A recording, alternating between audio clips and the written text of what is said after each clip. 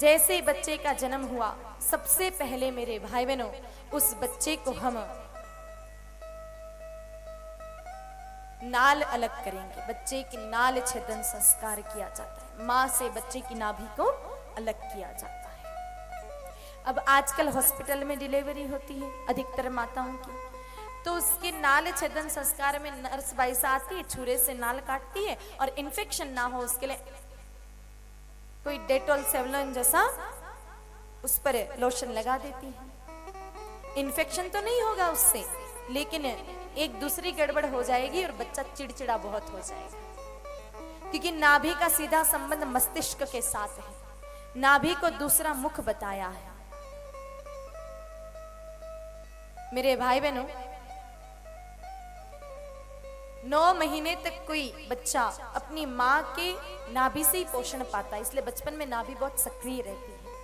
तो बच्चे के जब नाल छेदन संस्कार हो तो उसके लिए 2 काम करने। सबसे पहले जिस छुरे से नाभि को काटा जा रहा है, अलग किया जा रहा है, उस छुरे को पहले बहुत अधिक गर्म कीजिए, बहुत तेज गर्म कीजिए और फिर गौमूत्र में डाल करके उसको बुझो दीजिए। पहले अधिक गर्म करके फिर गौमूत्र में डाल करके उसको बुझो दीजिए और उसी छुरे से बच्चे की नाल काटनी है। और इन्फेक्शन ना हो उसके लिए कोई डेटॉल सेवलॉन जैसा या फिर कोई भी किसी भी कंपनी का लोशन नहीं लगाना है। उसकी बजाय एक काम करना है, एक पात्र लेवे, उसमें गौमूत्र डालें और थोड़ी सी हल्दी डाल दें और फिर आप बच्चे के नालाग्र पर लगाएंगे। बच्चा बिल्कुल भी चिड़चिड़ नहीं करेगा, एकदम शांत प्रवृत्ति का होगा और इन्फेक्शन भी बच्चे को बिल्कुल भी नहीं होगा। ये छोटी छोटी बातें हैं, लेकिन इसका ध्यान रख दिया तो हमारा जीवन मेरे भाई बहनों सुधर सकता है, संवर सकता है। और याद रखिएगा, हमें वापस गौ संस्कृति की तरफ लौटना तो पड़ेगा है। अगर आज नहीं लौटे तो फिर जब तक लौटेंगे तब तक बहुत देर हो जाएगी, इसलिए लौटना तो पड़ेगा वापस गौ संस्कृति की तरफ। फिर बच्चा थोड़ा और बड़ा हो जाएगा तो उस बच्चे का सुती का स्नान होगा। नावण, कुआं पूजन, सूरज पूजन, जलमा पूजन, आपकी भाषा में जो भी बोलते हैं, जब बच्चे को पहली बार स्नान करवाया जाता है, निलाया जाता है। अगर कोई गरीब नारी है तो घर में जो साबुन पड़ा है उससे बच्चे को निला देगी, लेकिन अगर 4 किताबें ज्यादा पढ़ी लिखी हैं तो फिर जाएगी मेडिकल स्टोर पर। बच्चे का अलग से साबुन आता है, बेबी सॉप। मेरे भाई बहनों, याद रखना, सॉप तो सॉप ही होता है, बेबी सॉप हो, यंग सॉप हो या ओल्ड सॉप हो, साबुन तो साबुन ही है। क्योंकि साबुन बनता है 2 चीजों से, या तो कास्टिक सोडा से या फिर कास्टिक पोटाश से, और ये दोनों इतने हानिकारक केमिकल हैं कि आप सीधा इनको हाथ में पकड़ करके और पानी डालना, आपका हाथ इतना जल जाएगा कि 6 महीने तक ठीक नहीं होगा। इसलिए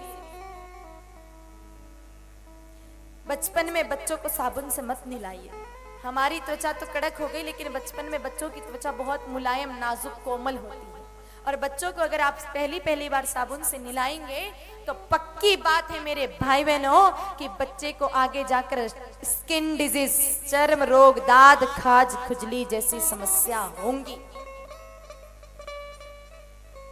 तो फिर कैसे निलाएं? तो मत्स्य पुराण में मेरे भाई बहनों बच्चों को स्नान करने की शास्त्रोक्त विधि बताई है। सबसे पहले जब बच्चों को निलाओ तब गौमूत्र से उसकी मालिश करो, उसके बाद पानी से धो लो, फिर गोबर से मालिश करो, उसके बाद घी से मालिश करो, दही से मालिश करो, फिर दूध से मालिश करो और उसके बाद कुशोदक जल से मालिश करो। कुशोदक जल क्या होता है? थोड़ी देर पहले मैंने आपको बताया था कि तांबे के पात्र में कुशा घास रात भर रखनी है, सुबह निकाल दीजिए, फिर जो जल बचेगा वो कुशोदक जल होता है। तो कुशोदक जल से स्नान करवाइए। ये तो हुई शास्त्रोक्त विधि। अब मैं आपको साधारण विधि समझा दूं बच्चे को पहली बार निलाने की। एक तांबे का पात्र लीजिए, उसमें आप गौमूत्र डालिए और उसको अच्छे से हिला दीजिए ताकि गौमूत्र और तांबा आपस में क्रिया कर ले। उसके बाद जितना आपने गौमूत्र डाला उसका 10 गुना अधिक उसमें पानी डालिए और गौमूत्र मिश्रित जल से आप अपने बच्चे को स्नान करवाइए। ये चर्म रक्षक औषधि भी का भी काम करेगी, बच्चे का स्नान भी हो जाएगा और जीवन में कभी दाद खाज खुजली जैसी समस्या बच्चे को स्पर्श भी नहीं कर पाएगी। भूल